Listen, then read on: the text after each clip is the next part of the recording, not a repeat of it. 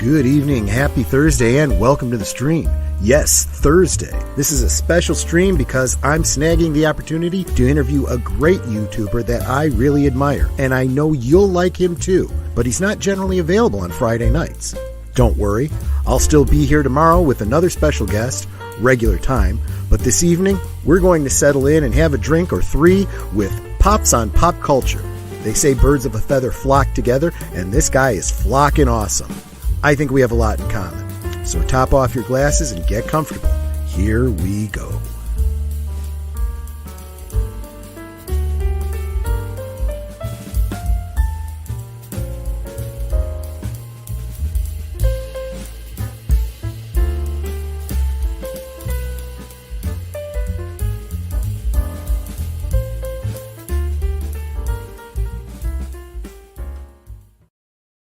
Anytime Pop-Tarts pop up, people pop up. Pop, pop, pop, pop.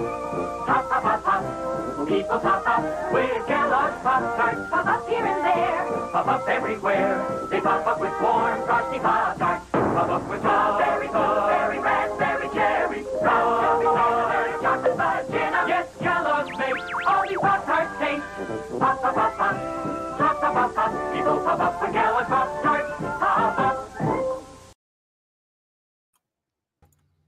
This is not a sponsored stream. It is best. That's awesome.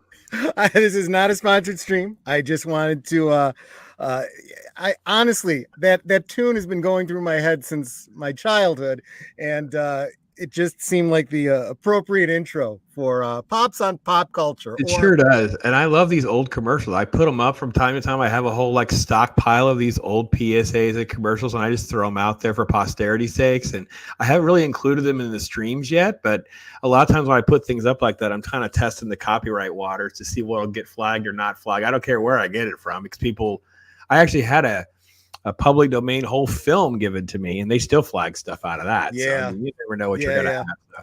Oh man, Pop-Tarts, man, you're hitting me right in the feels. I eat Pop-Tarts pretty regular. I'm kind of like, I'm such a man child. Like for breakfast, it's literally like cereal and Pop-Tarts most of the time. When I'm at the farm, my wife will like, we have too many eggs, you're having eggs, but pretty much everything else is the same. So that's awesome, man. And I love that I'm what'd you say? Birds of the I'm flocking great, or whatever you say. Yeah, you're flocking awesome, man. Flocking awesome. I like that. Should be a shirt, bro. We should do a shirt together. Absolutely. Like, flocking awesome. Flocking awesome. Great. But awesome. yeah, no, I figured it was perfectly on brand for you, because I've seen the PSAs and the commercials and the whatnot on your channel, and I figure we're probably pretty even close to the same age. I think we've chewed some of the same temporal ground. Absolutely. But yep, I just figured Pops on Pop Culture. Today it's going to be Pops on Pops. So that seemed like the appropriate. And so there we go. So Pops, what you sipping on? Oh, it's Old Faithful for me, bro. I am throwing down my non-sponsored DP as always. I got my zero, and I've had some allergy issues here, so I do also have my backup glass of water. So if you see me sipping from time to time, I got trying to keep my throat's been killing me the last couple of streams. I feel bad for folks that have been with me. My voice started going. So allergies, Florida's killing me, man. I can't get the rain consistent, so my allergies have been killing me. So heard all you good people.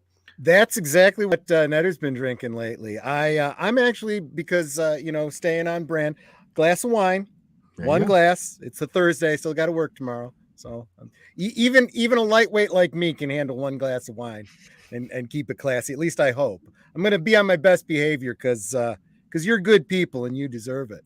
Well, I appreciate that, man. Real quick, let me check in with the chat here. I wasn't really expecting anyone to be on tonight because this is not my regular time.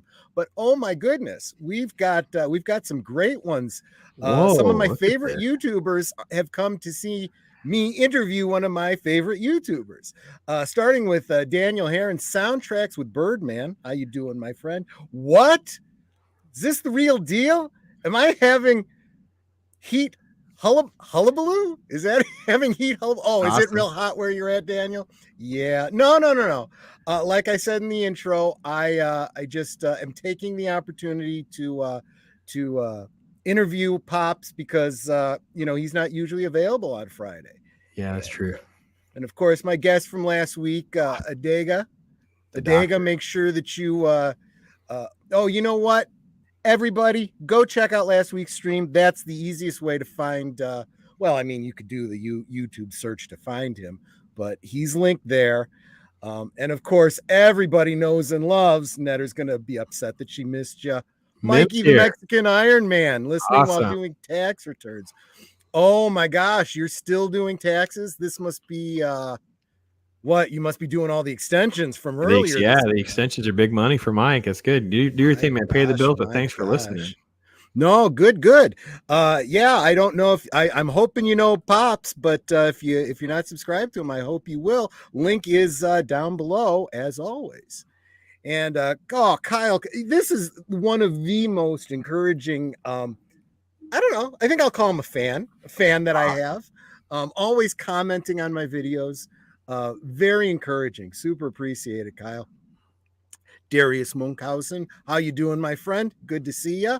Wow, yeah, I haven't seen you on my stream in a while, but I don't know, you're probably lurking. That's fine. Glad you stopped by. So, and then everyone starts saying hi to each other because it's kind of a community, and I love that. So, Pops, I've been following you now for, I don't know, a couple months now. Yeah, it's been crazy for me for about 3 months officially, like 3 months of like just hardcore foot on the gas, structured schedule, structured plans, deep in everyone else's channels and stuff. It's been a fun time, man. It's been great to get to know you as well. Oh, thanks so much. I super appreciate it. So how about, let's start with, what would your elevator pitch be? You know, if you only had like a few minutes in an elevator to pitch your show to an executive, what's your show? What's it all about? OG fanboy, lover of all things comic book, movies, TV, and pop culture. And I just want a place to hang out as though we were going to a retro late 80s, early 90s shop where we can all just hang out and enjoy each other's hobbies and talk fandom and have a good time. I dig. That's kind of how I started too. You know, it started for me almost 2 years ago now. During the whole pandemic thing, Netter and I couldn't go to any of the conventions that we were going to. They were all being canceled. There were all the restrictions and all that kind of stuff. And it just got so frustrating. My Friday nights really became a way to vent a little bit, but it also became a way to share about what was going on in pop culture, do a little bit of reminiscing about things that I loved. And I do see, you know, I wasn't joking in the monologue when I said I feel like, you know, we're birds of a feather. I think you and I have had some of the same interests in our past, and you, me, and Boomer in a lot of ways. I mean, similar Boomer, age, sort of timelines, fan. So I think when you grow up in that sort of era. And if you're still with us with this sort of fan love and a passion, we have a lot of parallels. I think there's just kind of some general parallels and that kind of thing. So you mentioned comics. What are your favorite comics? Are you more a DC or a Marvel person, or more independent? So as a kid, I was more of a Marvel fan. Like as a little kid, that was what my grandmother was the enabler of my comic book love. So during the 70s, everything from giant Incredible Hulk coloring books to Spider-Man color forms, anything Marvel was kind of my thing. My first comic books were really Marvel related. I was really into Avengers comic books and those kinds of things back then. And then just life gets in the way. You're going through, I go through high school, college, kind of fall away from it a little bit until 1989 when Batman comes out. And I had a friend, because I was just blown away how much fun I had at this movie. Yeah. And a friend and his brother had all the graphic novels. So he had Dark Knight Returns, Killing Joke, Crisis on Infinite. So literally within like a night, I think we stayed up all night. We were probably drinking, being stupid college kids. And I went to Walden Books the next day. Walden Books was in a mall. And I bought all copies for myself. And I was down the rabbit hole. I would imagine. And I was like a comic book store's best friend because all I wanted was back issues. At this point, I was just trying to immerse myself in what I had kind of missed. Yeah. I bought I had every single issue of every single piece of the crossover of Crisis. I was down Batman rabbit hole with all the titles. And then it just kind of spidered out. Then I went back to my childhood because I wanted to have that Avengers comic book that was so special when I was little. And that took me down that Avengers storyline with some dabbling into Marvel. And that's kind of where it all started. That's kind of where I was. And I'm basically a huge Batman collector first and foremost. I did I dabbled with like a store, like you remember back in the 90s, they would have like the card shop, comic book, flea market stuff kind of become a big overlap. And I was one of those guys where I had a little bit of everything. At that point, then I was just reading all sorts of things for years. So that's how it all started and kind of where it kind of had its roots. Wow. Welcome, Auditor Yes. Dread. He's asking, is that Pit and She on the shelf behind Do you want to see them? Yeah. Bring Oh, yeah, we can do it. All right, hang on, bear with me. See my fat self here.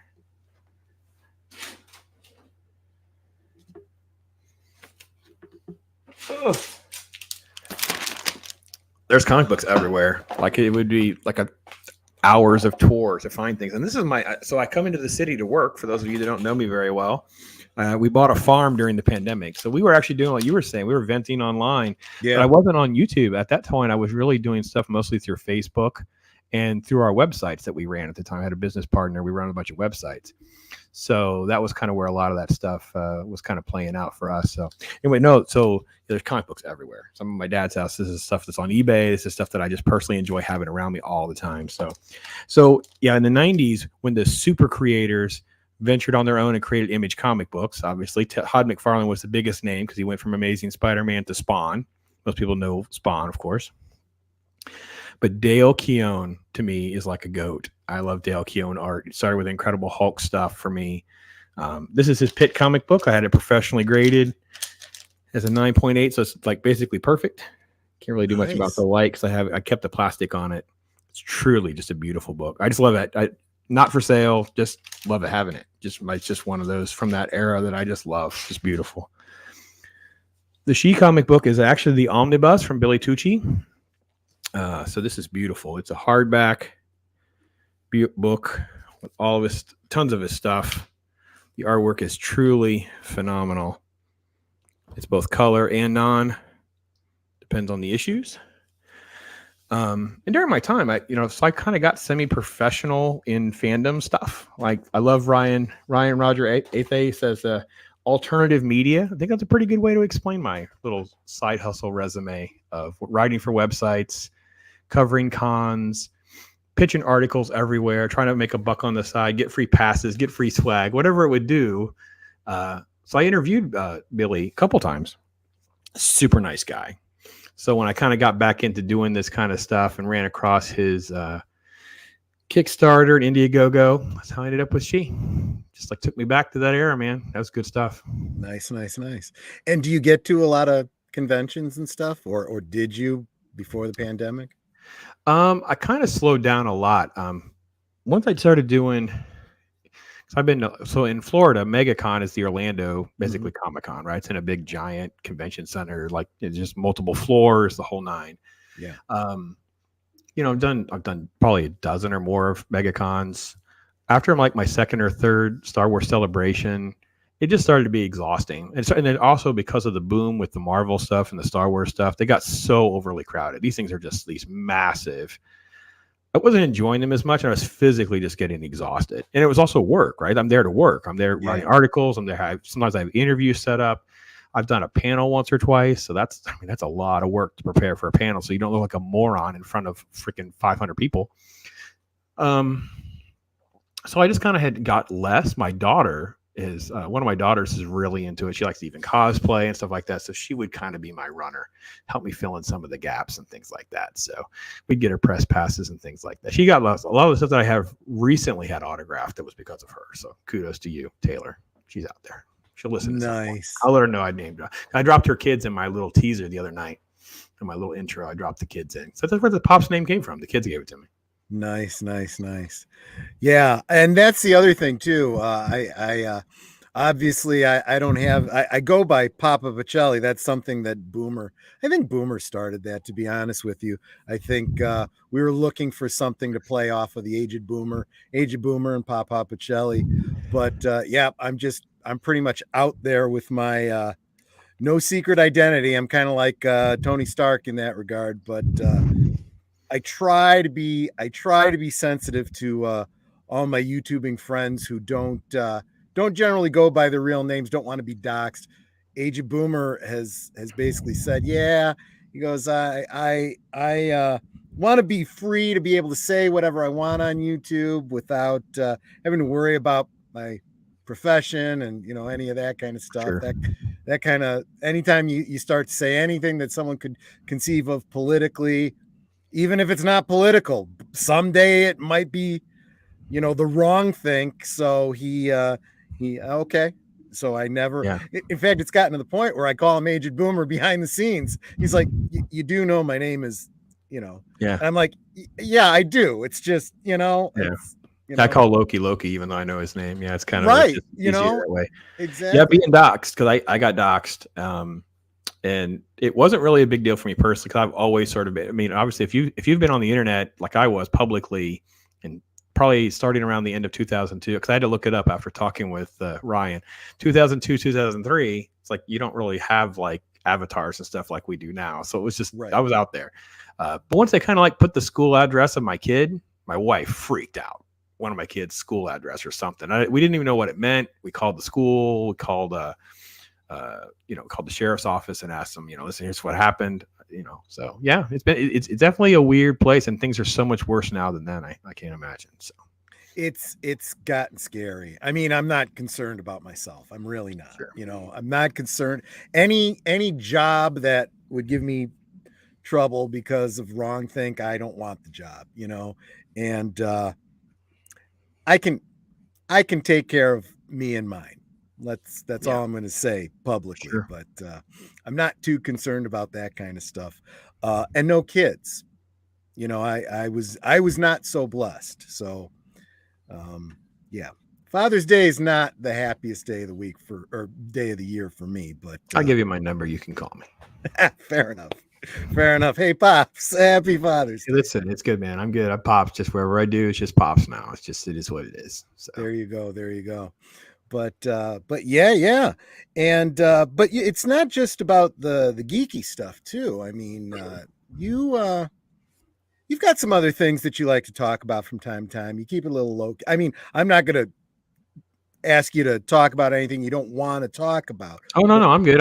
So for years we've been doing YouTube, like just different avenues, but I went into sort of a side job of doing radio work, producer work, editing work. Ultimately did our own show, did like the whole pay for programming shows for a while. We did that for a while, and then just figured out stuff we could actually own ourselves instead of doing stuff for other people. They were making all the money. We're doing all this work, and realized we were shortchanging ourselves. But a lot of that was very hard to do. I would usually still ask for like nerdy segments, like get one segment of talking movies or whatever, even though half the people were not interested or things like that. But that got me invited on other shows, which was pretty cool for my brand, if for lack of a better term. But that was a lot of politics, a lot of religion, those kinds of things. There's a lot of Mexicans. I don't know. Oh, Mike's killing me, bro. The thing is, I kept the Watch Your Story channel because up until even recently, even during the pandemic, we were doing the news talk show. We were talking very hardcore stuff, and my friends and I, the people that are really closest to me know that I've become even less politically aligned, and I'm more back. I've kind of gone full circle back. So from being apathetic when I was young, now I've gone full circle. Now I'm almost like libertarian / anarchist. Like I'm almost like, this is all freaking a mess. Like I don't even know where to begin and end anymore. Yeah. I hate the stereotypes of my faith. Sometimes people just, you hear you're a Christian or you're devout or whatever. They have these horrible images of things that they experienced. I'm like, well, that doesn't speak for all of us. I don't judge you. I don't want you to judge me. Mm-hmm. The book is very misrepresented, in my opinion. I can read it for myself. So, but no, I'm out there. I didn't delete anything, but I've also experienced, like, I did an interview with a lady who did the March for Life, and she was basically an adoption advocate. That's what drew me to her. That's one of the things I don't think gets legislative attention enough, is like how to make it easier to save the kids. Like there's always talk about other stuff. It's like, well, we don't do anything to make it cheaper. My wife and I looked at trying to adopt kids one time, and it was going to be at least $40,000 to $50,000. But we had cumulatively been divorced too many times and be excluded from most agencies. So if she's been divorced once and I've been divorced once, that's too many. So you were disqualified. So I talked to this lady, but we mentioned abortion, I think, in the first couple of sentences, and it got demonetized. And I was like, I was just, and it got like thousands of views. I'm talking like 10, 15,000 views in the first day. So you take gut punches like that and you just kind of go through it. I think we had like when Trump was running for office, we had sort of a joking segment about come to the first word that comes to your mind when I say this about him. And it was things like impulsive or things like, it wasn't offensive. It really wasn't even politically aligned. Demonetized immediately within like 5 minutes. So stuff like that. So it's still out there. I don't really enjoy doing a lot of that because now there's so much noise. There's so much baggage with a lot of that. I've kind of whittled it down to my Watch Your Story channel, which is more like a hardcore life lesson, words to wisdom channel that I spend some time on. Mm-hmm. But right now, the pop stuff has really just brought me peace and joy. You know, it makes my work week go really fast. Like I work the day job. I do this. I have the 3 nights. Usually I have something booked every night. Like you said, I'm not available on Fridays because usually I'm driving home to the farm and I could join a show probably for a few minutes, but reality is on a Friday, I'm exhausted. Mm-hmm. It's a long drive. Yeah. There's no good. I mean, we're in the woods. We're not in the country. We didn't move to like rolling hills and this beauty. No, we moved to the woods. It was by design. My wife wants a farm in the middle of nowhere, and that's what we got her. So that's, I don't begrudge you. That sounds really, really nice. I chose the Friday night stream partly because right when the pandemic hit, Netter and I both, this is, they always say, what's the saying? Don't put all your eggs in one basket. Netter and I were working for the same company. Ooh, and we both got laid off. Wow. Yeah. Just as the pandemic was hitting. Right. And, what we used to do every Friday was we would get together with all of our coworkers and we'd go literally across the expressway and get drinks together on Fridays. And we just sit and decompress and drink and, hang out. Yeah. Made some great friends there. I think we were far more social doing that than we had ever been with coworkers before. It was really good. It was a bit of a high stress, so we needed to decompress and just vent. And then we could go into the weekend and not carry all that baggage with us. So that's kind of where my Friday night last call came from. I'm like, we still got to get together. We still got to have our drinks. We still got to decompress. I did actually envision it being more of me ranting, about this, that, and the other. But honestly, I can't do it. I just can't keep the anger up. Doomcock says, stay angry, my friends. Yeah. I can't hold on to it. It's too much energy. And I'll rant once in a while and I'll get all the likes and people love it and whatnot. And especially on Boomer's channel, he knows that if he reads a certain article and I'm just quiet, it was okay. You got anything to say? Yeah, I got something to say. And then all the comments are coming. Yeah, Troy's going crazy, and whatnot. But I can't hold on to it. I can't. And I know there's YouTube channels that are all about that. They are just, that is their brand. They are, another YouTuber started calling them the Black Pill channels, Yeah, some people call that, they have a stream called, there's a Black Pill stream even, but I really, bro, I couldn't agree more. Actually, I just posted my Obi-Wan video. I had to do a copyright adjustment to it, which I knew I was going to have to do because I played a little bit more than I should have.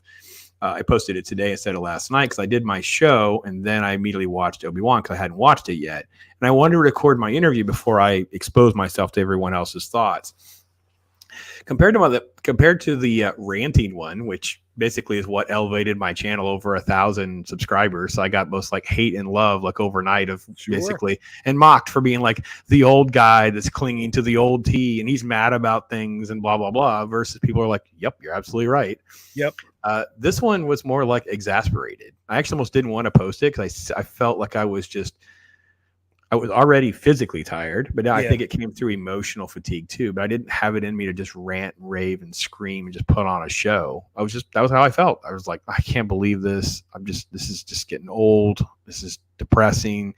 So I couldn't agree more, man. I just have to be me. And I think that's great to hear that. And that's part, I think, why we attracted to each other with engaging one another. Cause I think we're kind of cut from the same cloth in that regard. It's got to be authentic, do your thing. Every now and then, trust me, there are rants in there. Sometimes Yeah. the button just got to be pushed, you know.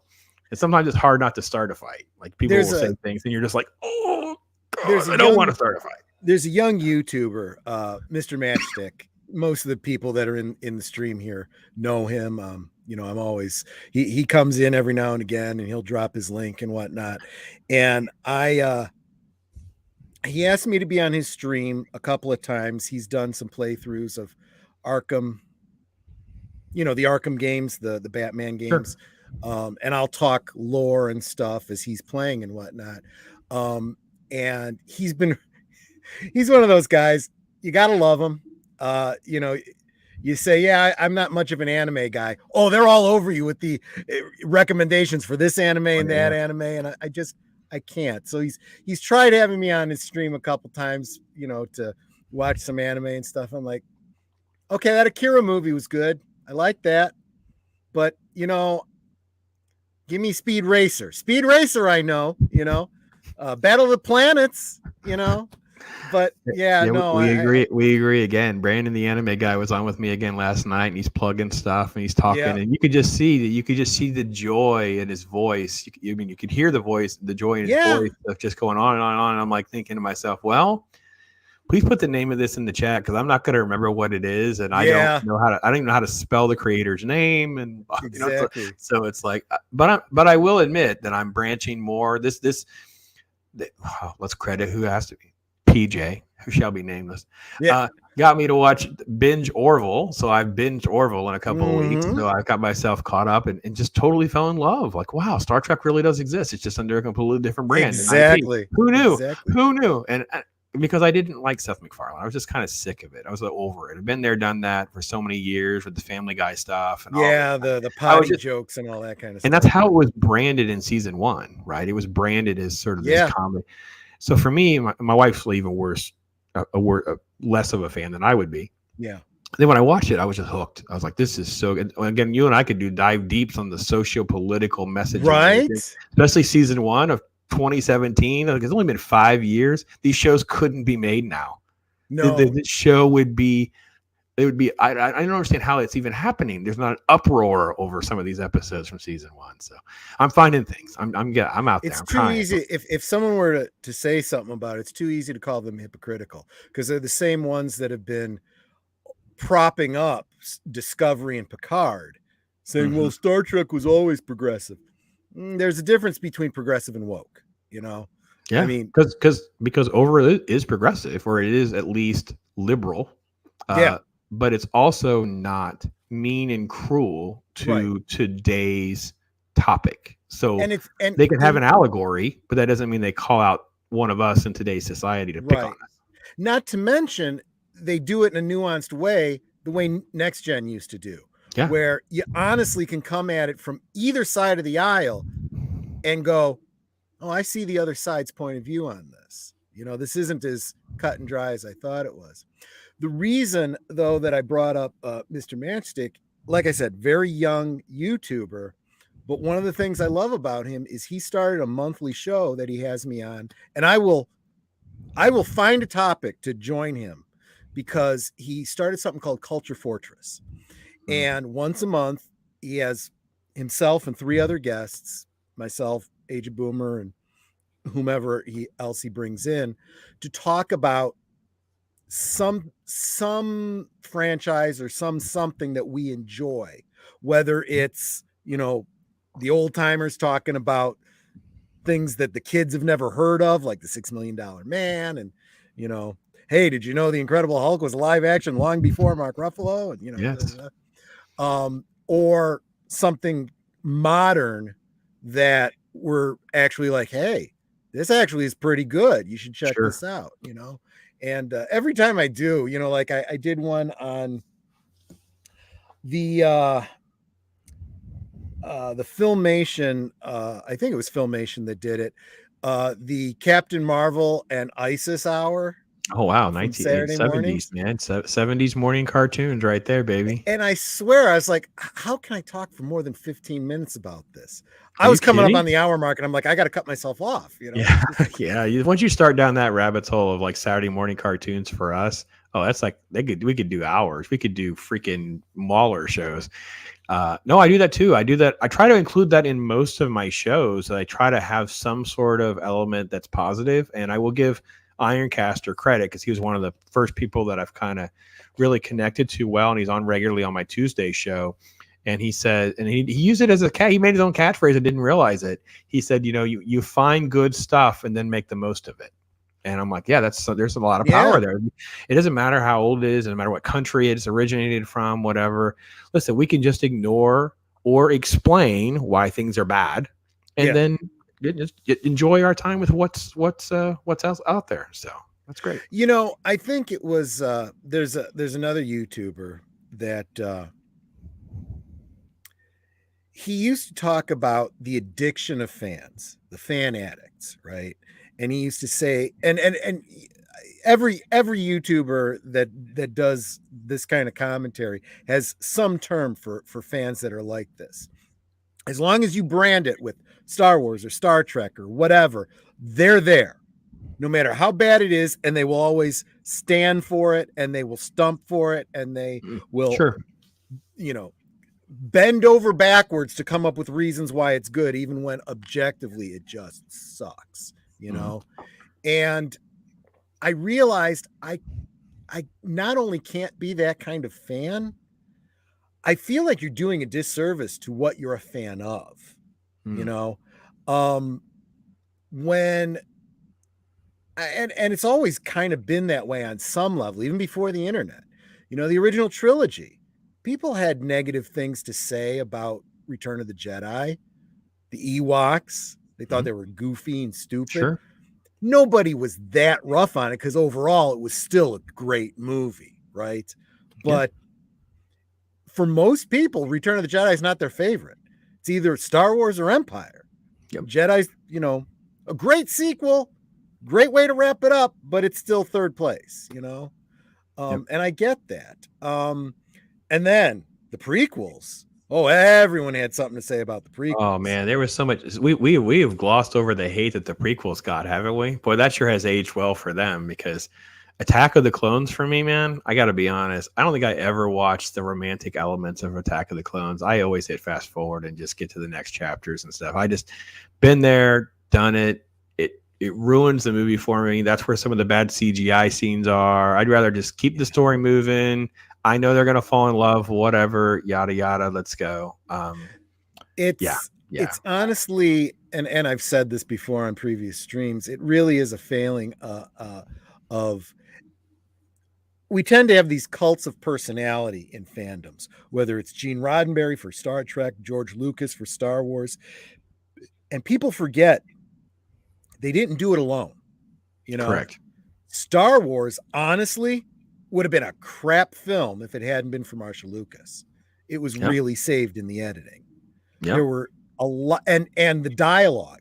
If people like Harrison and Mark Hamill hadn't pushed back on some of the dialogue, it would have been sand. It gets everywhere. Blah, blah, blah, blah, blah, And Gary Kurtz. I mean, Gary Kurtz doesn't get any of the credit that he deserves. I meif there's just so much stuff. And then someone pulling the right strings, because George, and it is just literally like fate making Empire so great, because if George, I don't think, was so bogged down with the amount of merchandising demands and some of the other stuff of creating this business, the thought of him directing that film and not farming it out to someone else and realizing they can be great under his creation but not his direction, I'm not sure we would have gotten those last two films the way we did. And I couldn't agree more, because I will be honest, now that I've kind of dove back deep into YouTube in this arena, I was very naive to the Marvel stans.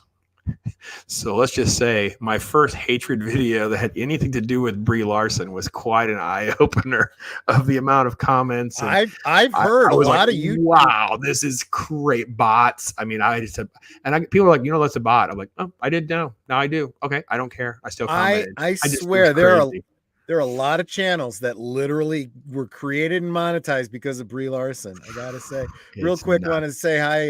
Netter's taking a break. Netter's taking a break from the work she's been doing to say hi. I love you too, sweetie. Thanks for stopping in. Yep. Hail to the First Lady. They But keep us. They she, keep us wise.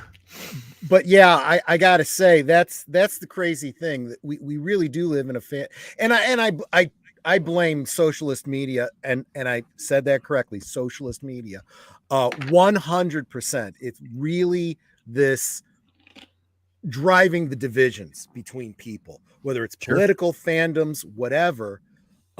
There aren't enough people that talk these kinds of sensibilities. Although one has just entered the chat. Max World. Wow. Max That's World awesome. Entertainment. Trey, what does Trey always say? He says, in a world where you can be anything, be kind. Yes. And I love that about him. And he is a big one for positivity. Yeah. What is it? Instead of bashing things you hate, share the things you love or whatever. I'm sorry, I'm not as good a man as that. I still got to be critical. I'm about even the things I hate. less. I'm terrible. I do love hate watching and bashing. I'm sorry, I just do. And I can't. You mentioned earlier, like you thought there was like a betrayal to the good elements of the fandom to just be like the Marvel stan, for lack of a better term. It's the film critic in me, man. I just, when you're sitting around tables for literally like decades, over analyzing. I did film school classes. I understand writing. I just can't turn it off. My wife just totally just drives her completely crazy. She's like, says, "You gave this movie 2 stars." I says, "Yeah, that's what it deserves." She's like, "It was so good. It was so much fun. The kids loved it." I said, "Sure, it can be fun and entertaining and still not a very good movie." We tend to award great scores and high scores. That's actually gotten worse. That's actually gotten out of hand. It used to be pretty normal that a 2.5 star film out of 5 was the norm, and every now and again it'd be a 3. Yeah. Now stuff's rolling out on the conveyor belt, 7, 8s, and 9s all the time. Now Rotten Tomatoes has made it pretty much convention to have stuff in the 80s and the 90s, and it's just absurd. It's absurd. 9s and 10s, and especially when you like realize unicorns. So many, they call it the shill media for a reason. In order to make sure they get the tickets and the previews and the merch and the stuff, they will say anything to prop up whatever. Oh, okay, all right. I walked to the table and she just handed it to me, and it's, "How many posters did I want?" It was like, you got to be kidding me, guys. Yeah, you got to be kidding me. Like, and it's like, look. People love this movie, and I'm just like, this movie is a freaking mess. Oh my god, this movie is a mess. Oh, and it's just I have too much integrity to say anything other than what's on my mind. So Trey, of course, I knew he would promote what you love instead of bashing what you hate. And he's absolutely right, and that is part of the positivity, the Culture Fortress stuff and whatnot, getting people to know, hey, there's something good out there. And it's oftentimes word of mouth. There's no way I would have ever checked out, for example, Cobra Kai, if a bunch of fans hadn't constantly been saying, you got to check this out. This is great. This is, wonderful. Sure. You'll love it. You'll love it.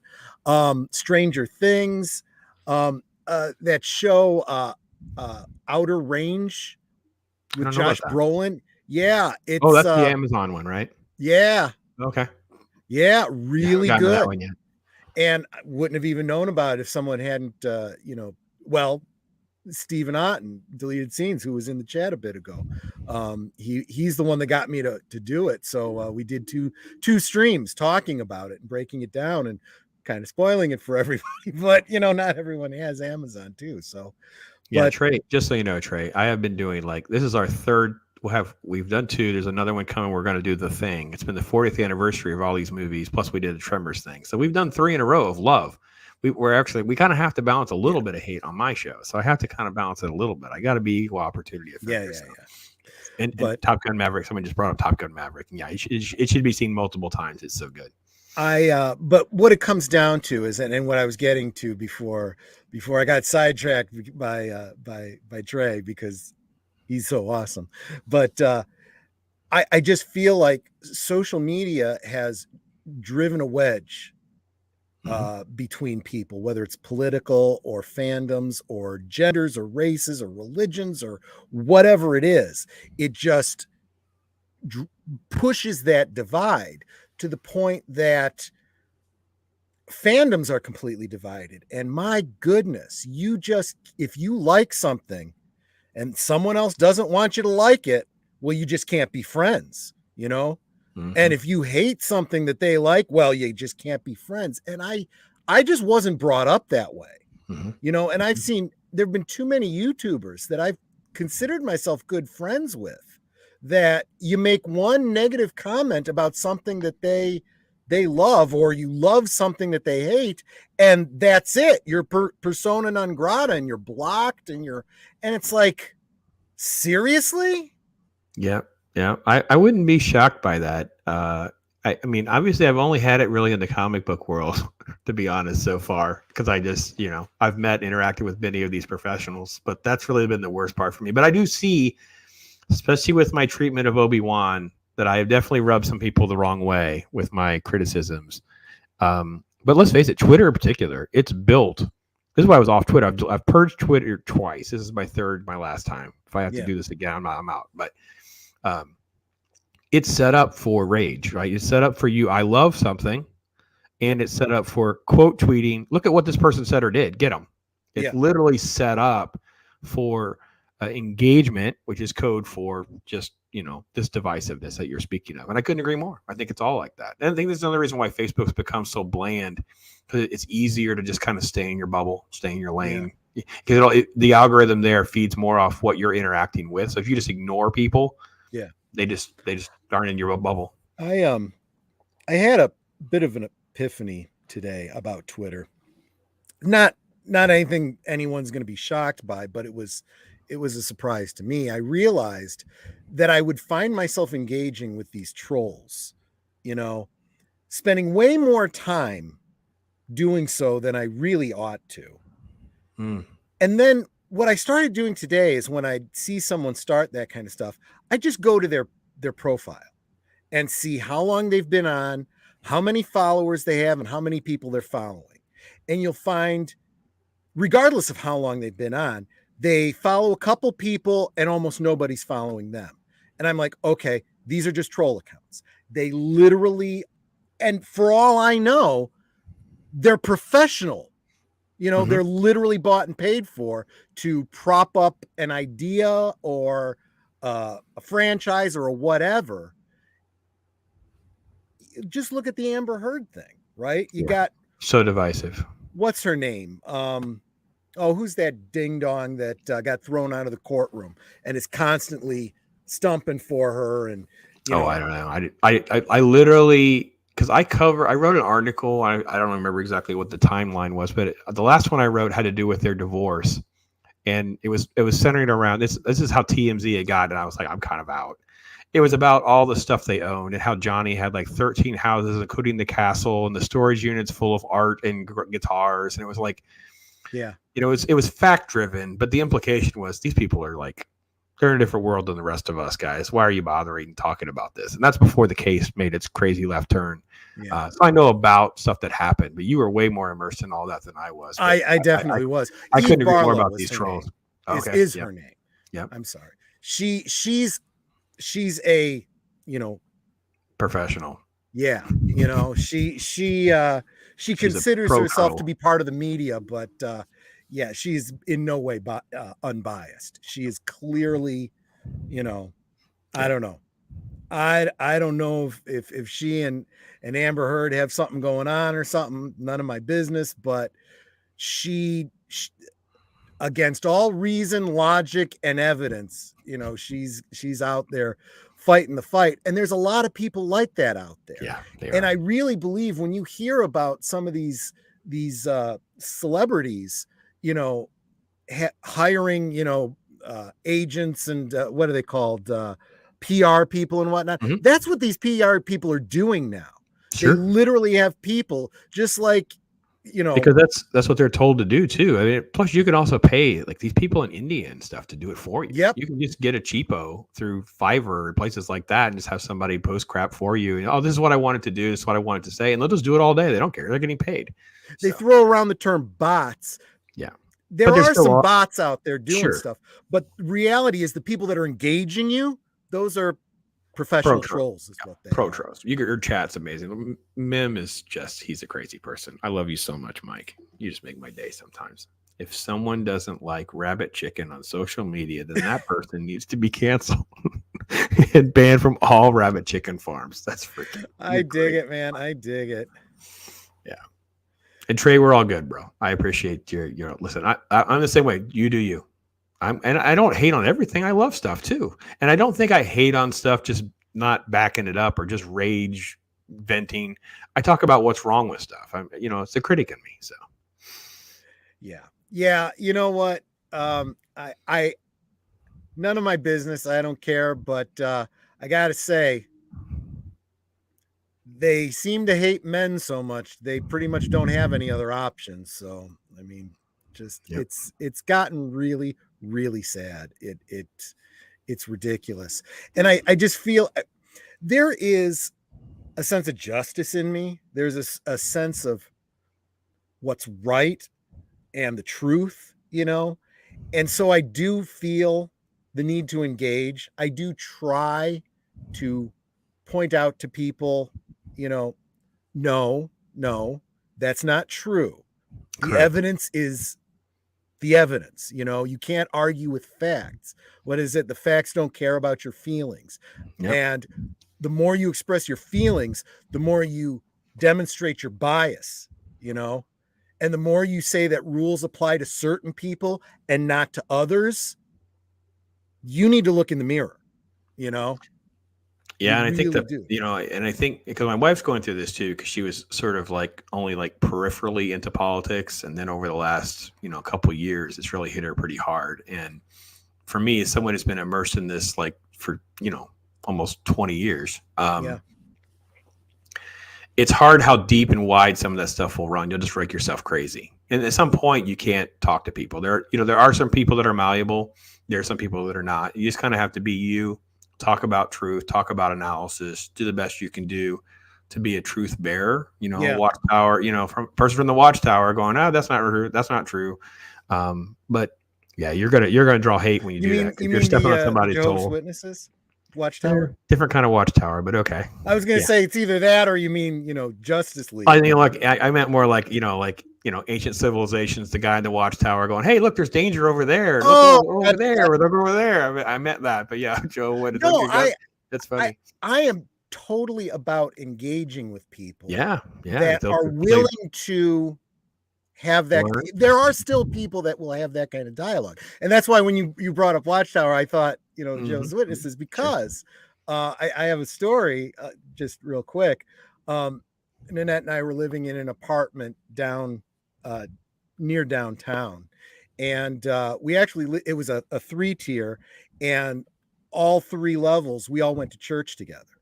So it was that kind of an environment. It was really nice for a while, and someone from Watchtower came around to share their faith, and Nanette was like, Troy, and I'm like, yeah. Oh, you're here to, and they explain. I said, oh, by all means, come on in, sweetheart. Can you get us some lemonade? We're going to sit down. They want to read the Bible with us. Let's read the Bible. So I grabbed I said, I use NIV. Is that okay? Yeah, that's fine. Yep. I said, I do have a New American Standard if you want, and I probably could find a King James if I need to. No. Whatever you've got's fine. Yep. And I said, you said you wanted to study the Bible. Did you want me to share something with you, or are you going to share something with me? And that caused them to pause for a second. And they're like, we wanted to share a study with you. Oh, okay, great. And they go into, I don't know if you've ever had this kind of a conversation with. Oh, sure. I do the Alpha and Omega stuff. Like, okay, there's Alpha and Omega. And, you start going down the rabbit hole. All right, well, who's and they start going into the book of Daniel and days of weeks and and they hit you with all these numbers and, when the end of the world is coming and all this kind of stuff. And, inevitably you take it all in and you look at it all and you go, okay. And they said, what do you think about that? I said, you know what? I'm not good with numbers. I am not good with dates and times and stuff like that. But you know what encourages me? Let me show you a passage. And I take them to Acts 1. I said, apparently I'm not the only one, because they asked Jesus, Are you now about to bring about a new Jerusalem, like was foretold? And he said, it's not for you to know the times and the dates set by the Father's own authority. I said, well, thank goodness, because all that stuff you just said, Jesus just said, I don't need to worry about all that. Yep. Because we already know that we're in the end times, right?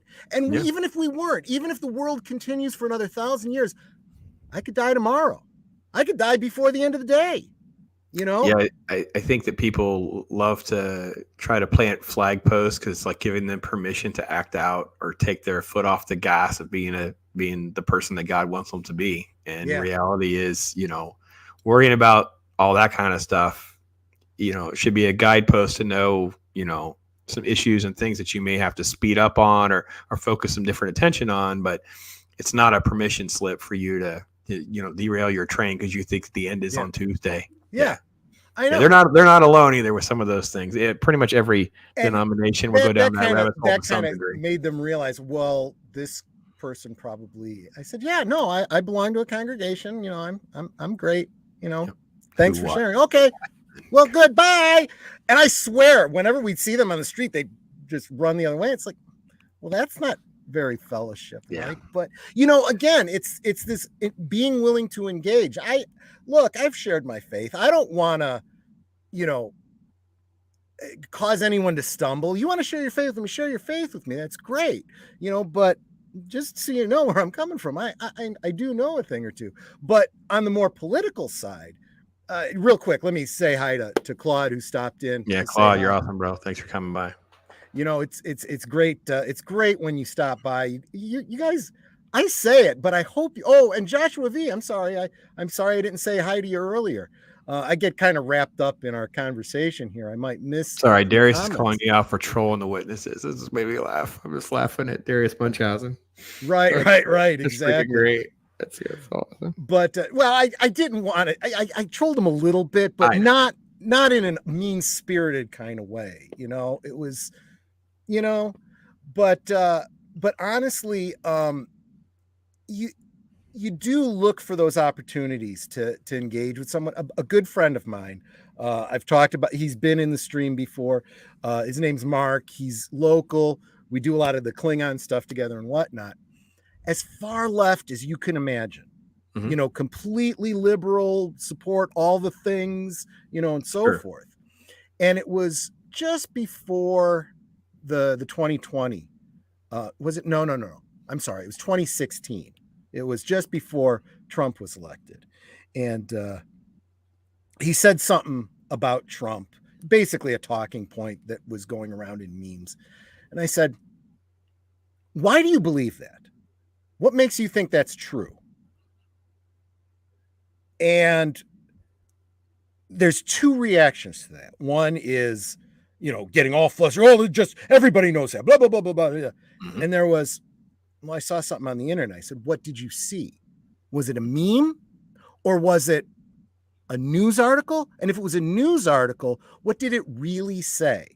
And what news outlet was it? And he literally took the time to look into it. Wow, that's good. And when he did, he came back and he goes, I'm not so sure about that anymore. I said, you got to be careful. Always, when someone says cite your source, you should be able to do that.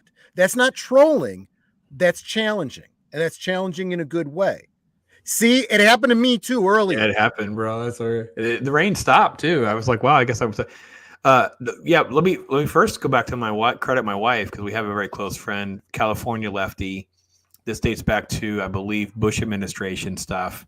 And I forget how we ended up down the rabbit's hole. Basically, it was like, don't watch the news, but they watch Comedy Central. That gets them what they need. And my wife did like the full stop, like, what? You're getting your news off Comedy Central? Comedy Central, what? Yeah, that should tell you something. Yeah.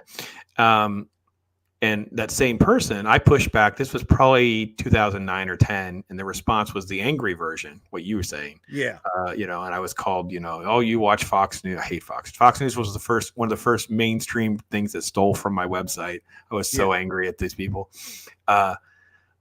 Yellow journalism, your brainwash. And actually, I got called this like in 2005-ish. It was like, I'm a brainwashed spewer of bile and filth. because I just didn't Yeah. see things their way. And I'm like, wow, what are you guys talking about? Like, I didn't even vote for the other guy. Like, you guys are like always trying to put your words and you're trying to put your talking point on me. You're trying to make me a caricature because we don't agree.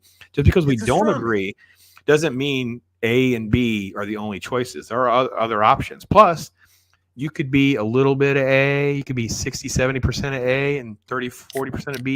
You can move back, and you evolve in life. Well, I've told people who said it's hard to be so broad stroke with some of these topics too, that we put labels on people and things like that. It's just not fair.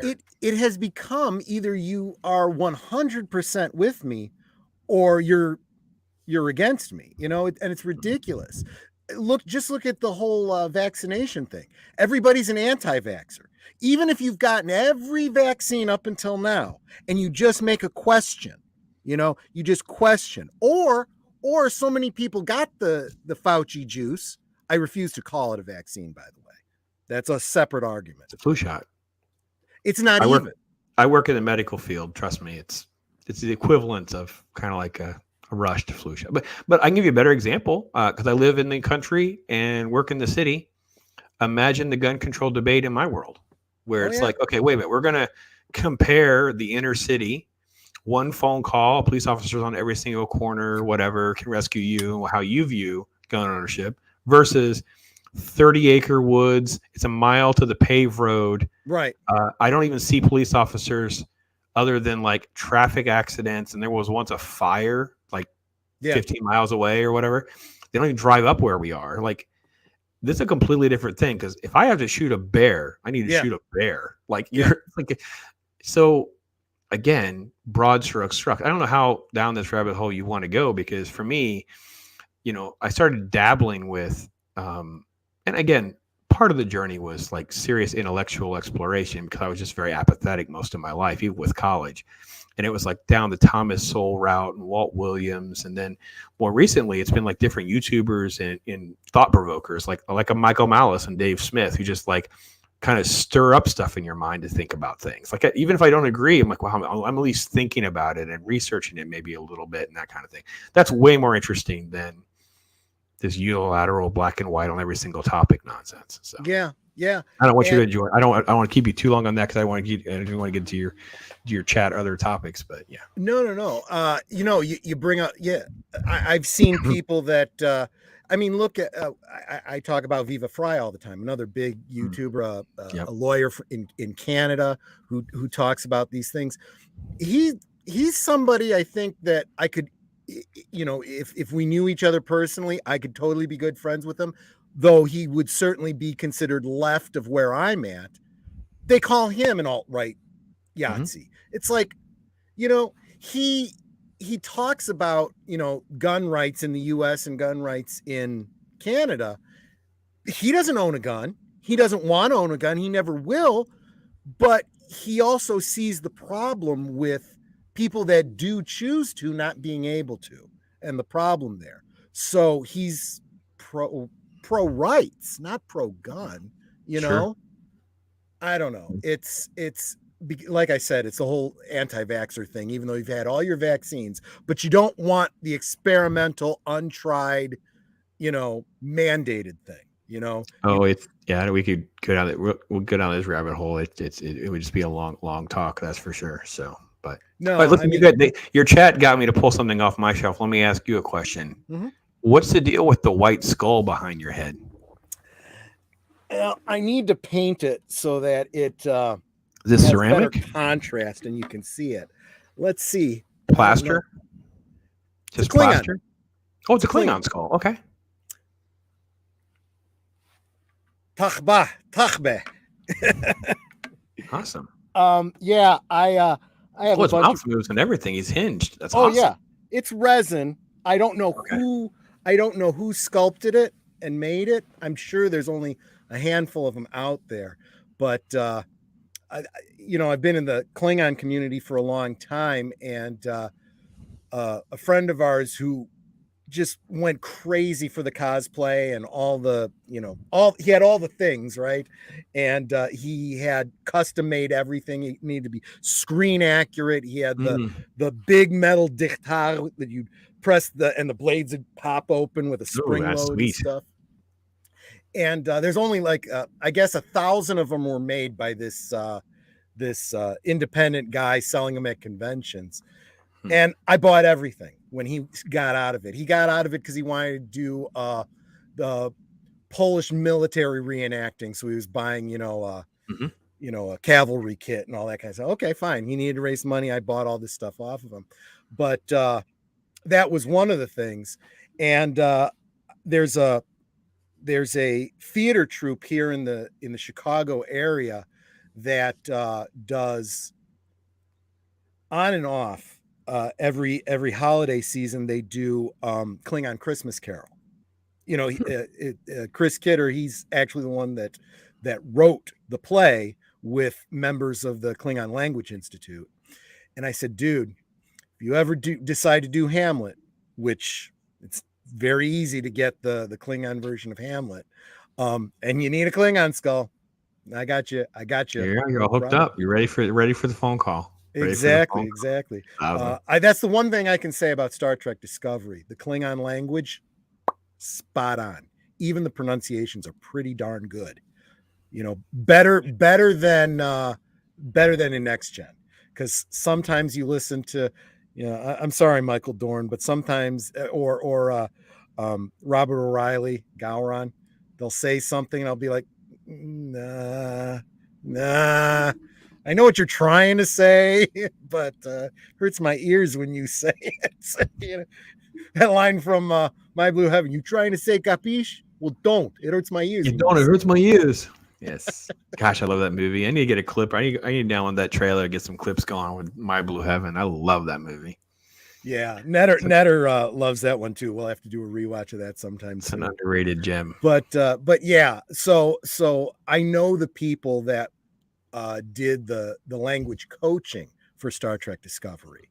And as much as I may have problems with the show, and as much as the actors act like idiots on social media, they get the Klingon stuff pretty good. They take it seriously enough to know that, okay, I'll give you a pass. It's not your fault that you got, goofy orc heads and, right.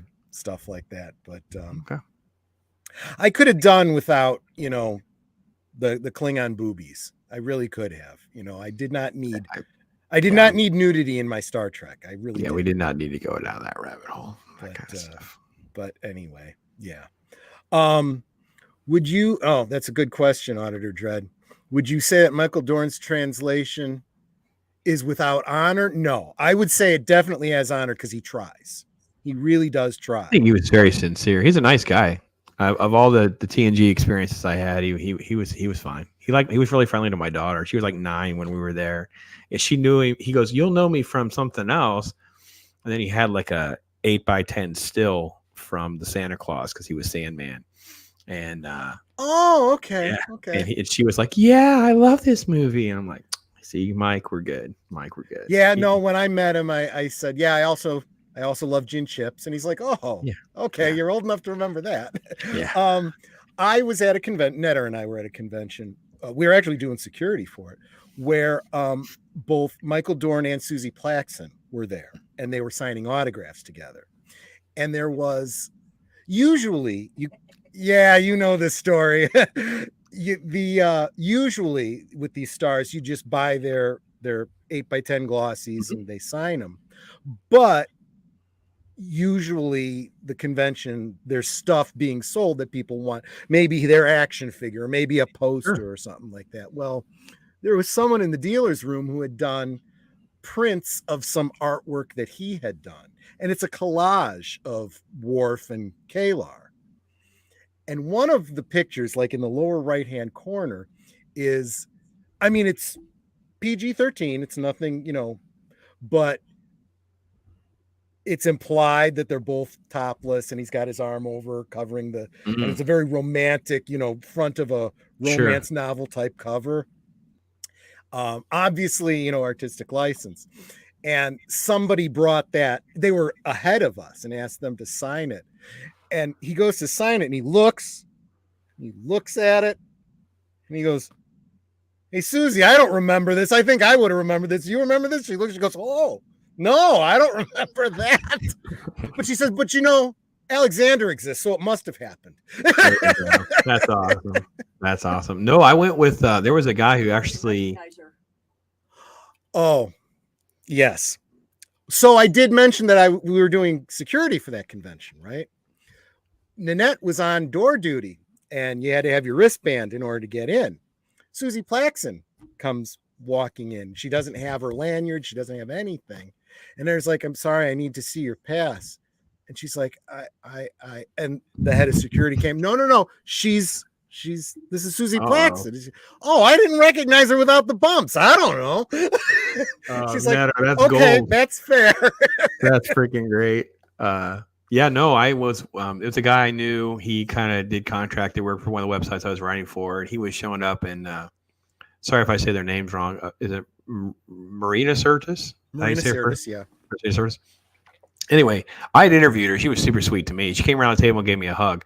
This knucklehead, he found some sort of topless 8x10 that she did in some sort of movie. Yeah. And he wanted her to sign it. And she just lost her lid and was like, listen, I'm not doing, he starts making a scene. He's like, listen, I'm just not, I'll sign something else, but I don't want to sign that, and the other Star Trek people are getting uneasy. And I'm like, oh my gosh, I'm not associated with this guy, just not associated with this guy. I'm like, oh my God, who does gosh. Yeah. That's embarrassing. Yeah. So, I mean, I don't envy folks that have to be put in those situations either. That's like crazy. 2 years before she passed, Netter and I met Margot Kidder down in Metropolis, Illinois. And she's a hoot, or she was definitely a hoot. She had no compunction about anything. In fact, exact opposite of what you described with Marina Sirtis, she had some nudes. Oh my gosh! From movies that she had done and stuff for sale. Now they were at a markup. I think her regular 8x10s were like $10, $15. This was like $35, $40, and she'd sign it. And I'm like, I could not even imagine. Hey, gotta pay the bills, man. Gotta pay the bills, I guess. No. I don't blame her.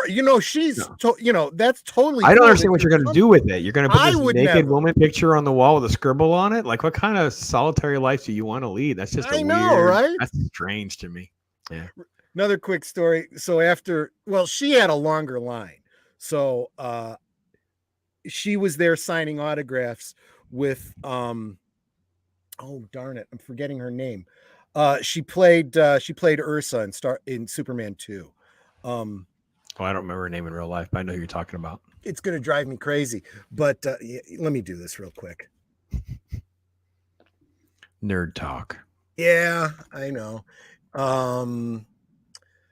Michael Dorn referenced there, Auditor Dredd. Yes, he's a great voice actor. Did Calabac in the Superman and Justice League. Yeah. Sarah Douglas. I'm sorry. Sarah Douglas. So Sarah Douglas had a shorter line, even though they were like sitting kind of next to each other. So she saw that I had one of her pictures, and she's like, if you guys, I could sign while, you're waiting on Margot or whatever. I said, oh, that would be awesome. And since, we had the time to talk to her, I started saying what a fan, and I mentioned several of the things that she's done. I know Superman and all that kind of stuff. She asked what, she's like, okay. She looks at Nanette, she goes, Supergirl. I get that. What's your costume? I said, well, you remember, at the time I was wearing a Lex Luthor from like the Silver Age, with the bandolier and the purple and green. I said, you remember Gene Hackman's character from your movie? Yeah. I said, his comic book version. She goes, oh, gotcha.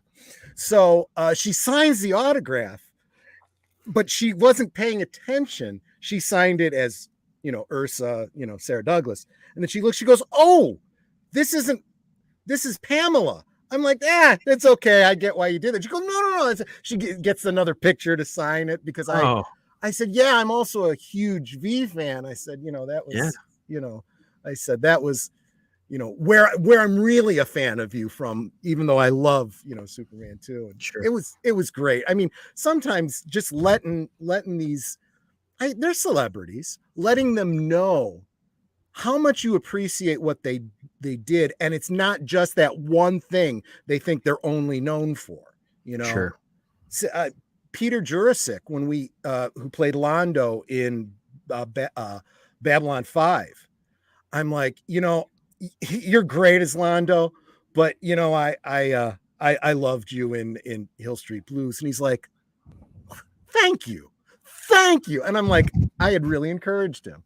Yes. You know, even though I couldn't remember the name of his character.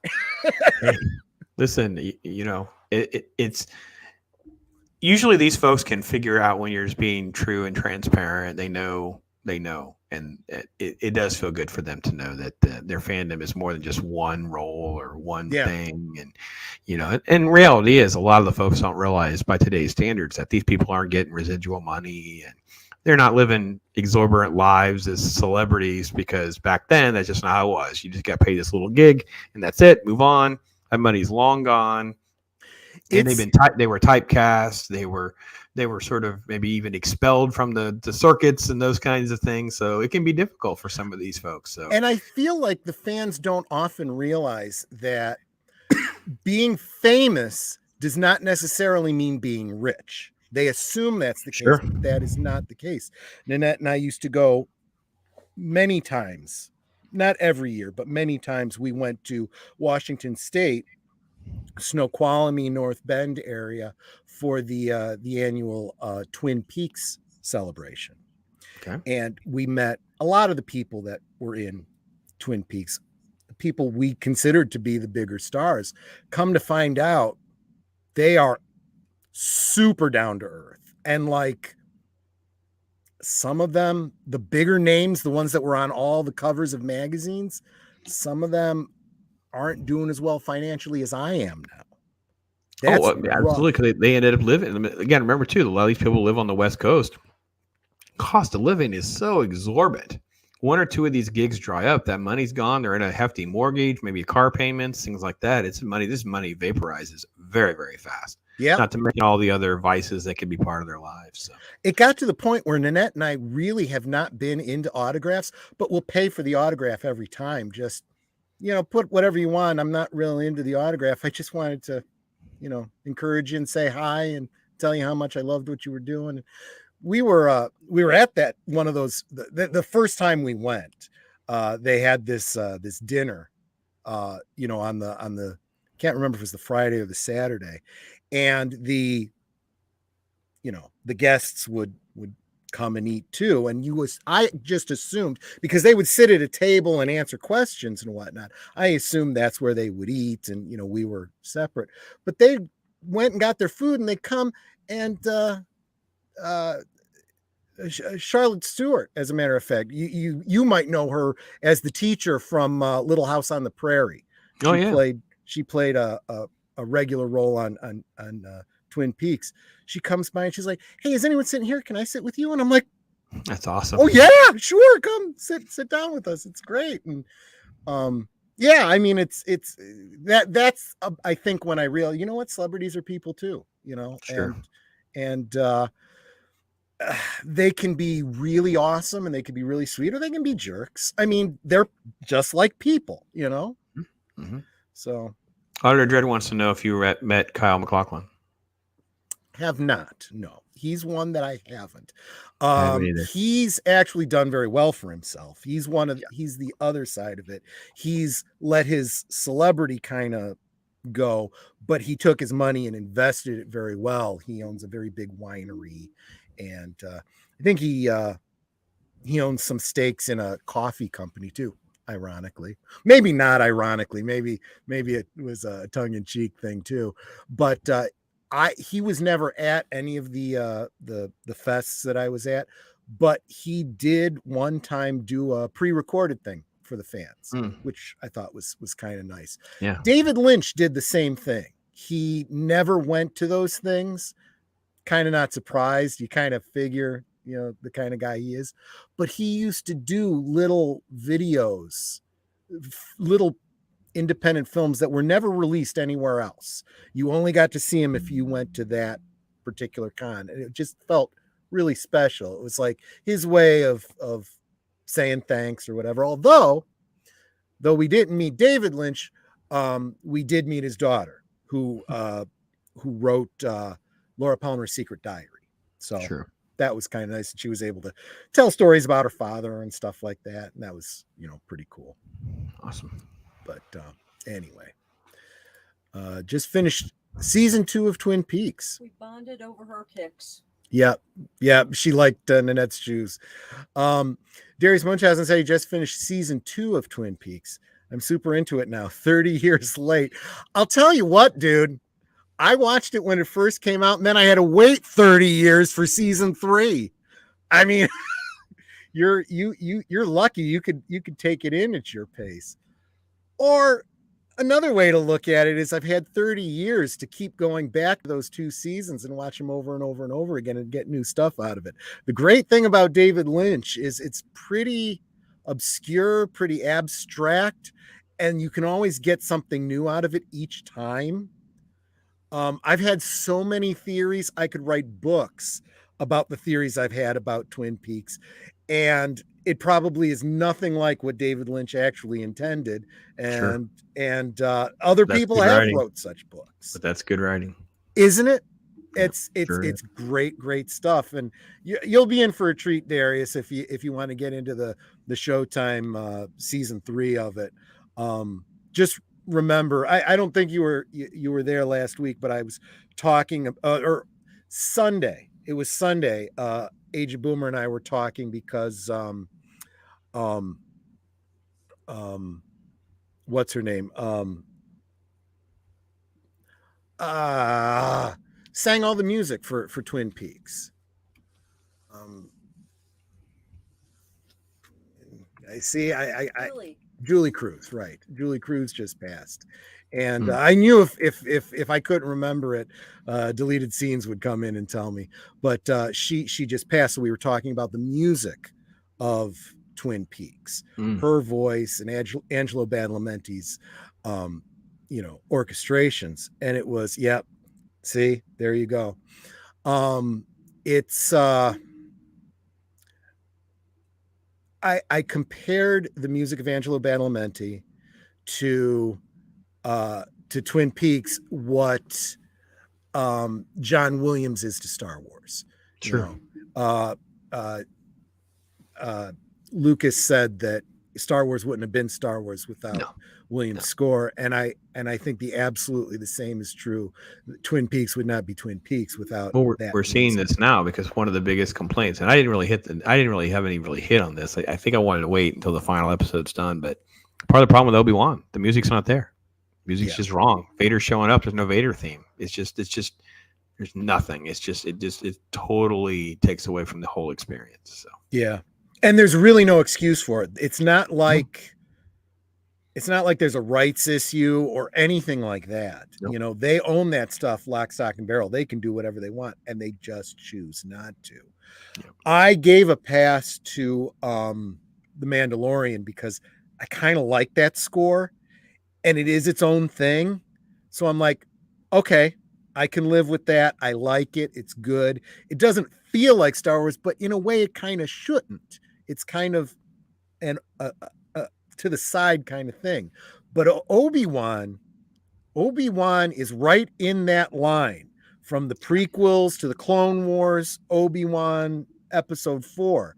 But imagine Vader showing up and there's no Vader march. It's weird. It's really, this last episode really was the worst part for that for me. So I just really had a hard time with that. I didn't even bring it up as one of my big complaints, but I need to revisit Twin Peaks. You've got me thinking about Twin Peaks.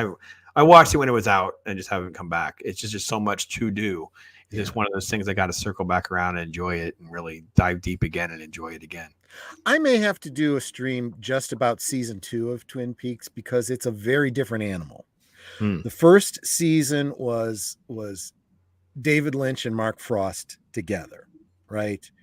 And then the second season, they both kind of stepped away from it, and the writers were completely lost. They didn't know what those guys were doing, and so they were just making up weird stuff for weirdness sake. And I'm like, yeah, they don't get it. There was a joke back in the 90s. if anyone tells you they understand David Lynch, they're lying. Correct. I remember that. Yep. And Because I'd always I would have debates with people over like Blue Velvet and stuff. Like you guys just don't. No, we need to talk about this because I don't agree with you at all. Like I see this and this and this. You know what I mean? So it's some of the stuff's just meant to be thought provoking. I'm sure he knows the answers in worth some ways. having those conversations though, because Sure. I've seen like YouTube videos and stuff, and they'll point out things that either I didn't know or didn't Right. notice.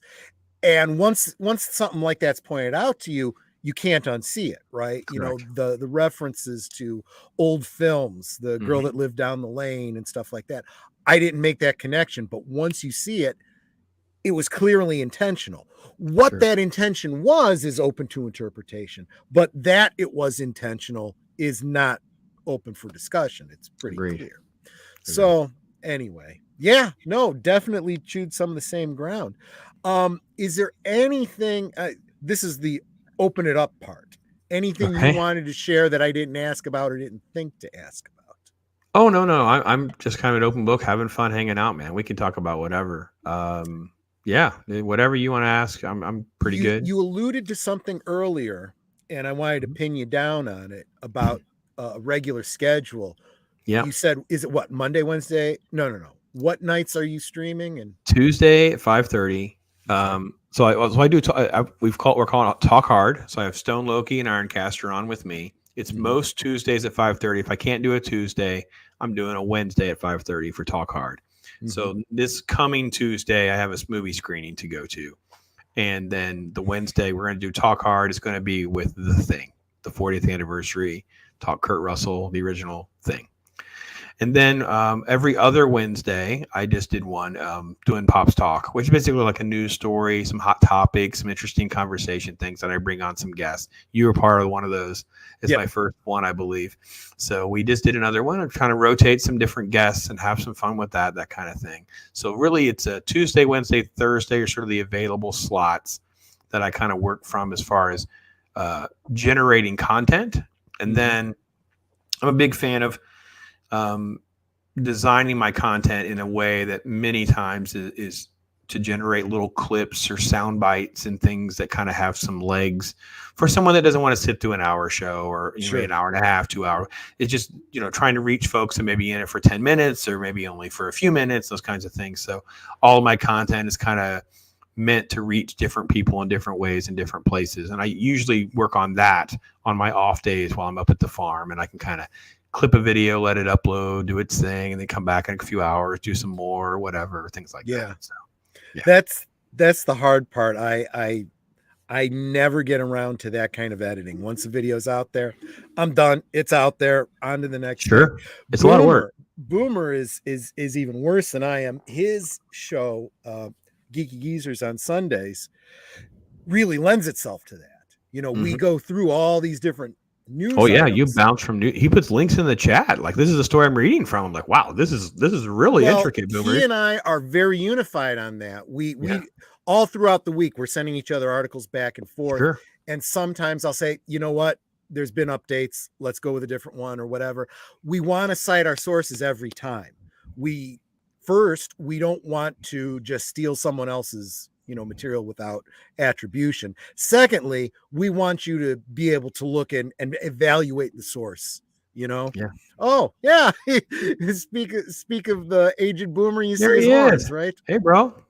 Yes, thanks for. But yeah, his show lends itself very well to being clipped, and he does some clips. But it's I had to get a routine down, and I also had to get and again, this is the life lessons from all of the failures that I've had on YouTube, was giving myself permission to let ideas and stories go and letting work go. Like there's always going to be more stuff coming in. You can only do so much. You have to give your permission to move on. And you have to also, and I've seen this now on massive channels. I think even Shapiro's been doing this. They'll go back to something that was done 3-4 years ago and make a clip. And I'm like, that's not a horrible idea. Why should I let my work just be dead? So I've had radio clips. I've pulled a couple in. The problem is I'm getting like, 4th generation versions of them. They're terrible quality, and I don't.